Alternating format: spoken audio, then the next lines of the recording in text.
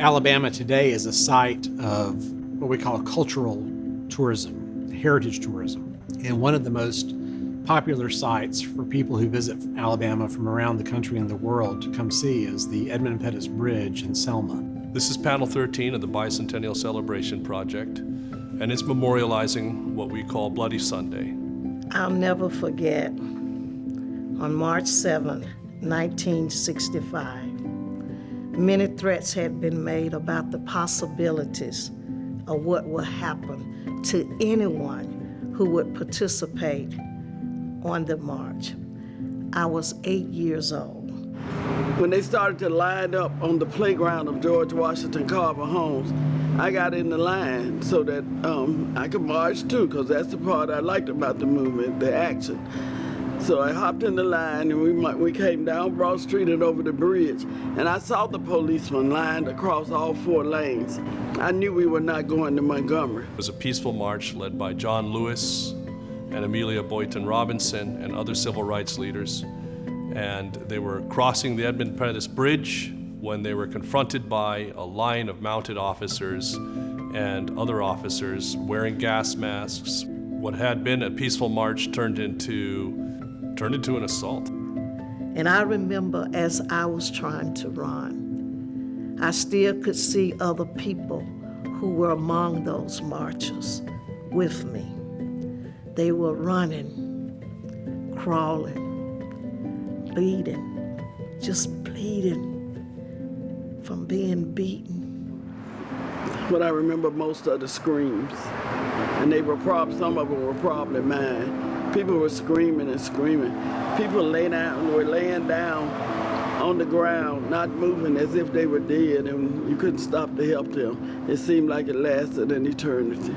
Looking through these images was one of the more disturbing points in time that I had to reflect on during this project. When you deal with something that unfolds over a period of time visually, you can't always capture an image that sums everything up.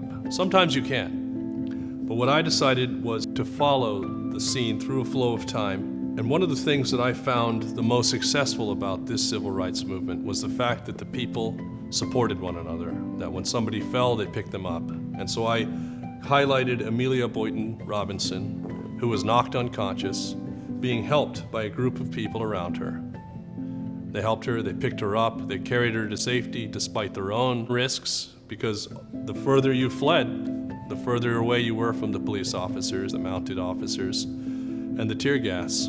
But they stayed there to help her. And there are very many moving scenes from that day, but this is one that I thought was the most moving. We really wanted to show the complexity of Alabama, and that there are so many, positive, feel-good stories, but there are also chapters of our history that are darker, and that we need to, still think about and examine and make sure that history doesn't repeat itself. And so this is, really showing that iconic event that really led to so much more in the civil rights era, but also turned a kind of national spotlight on Alabama and really catalyzed a movement that would end up becoming what we know now as the civil rights movement.